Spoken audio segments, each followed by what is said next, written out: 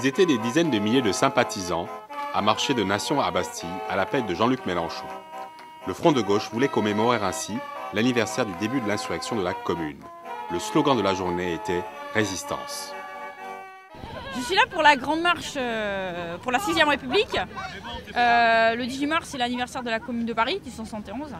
C'est aussi un moyen encore de fêter la grande révolution française de 1789 qui, en théorie, a aboli le 4 août les privilèges.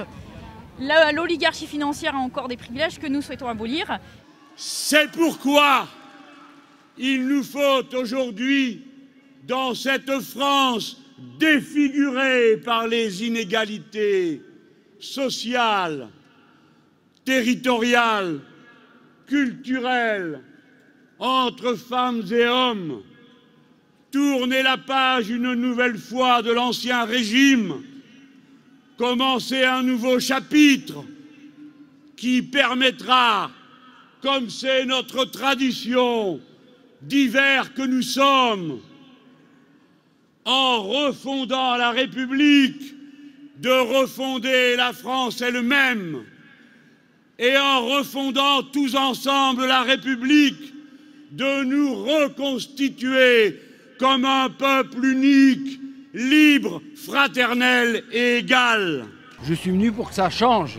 Voilà. Pour que ça change et que ça change vite, le plus vite possible. Que Mélenchon fasse le maximum de voix et qu'il soit président de la République dans quelques semaines.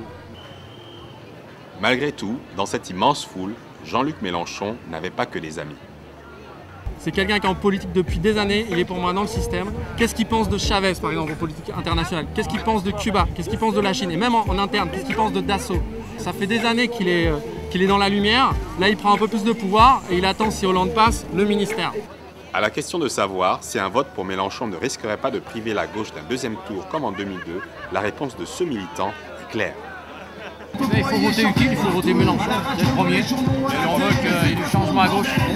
Ce rassemblement en plein air aura été sans aucun doute une démonstration de force. Je vous appelle à commencer ce printemps des peuples.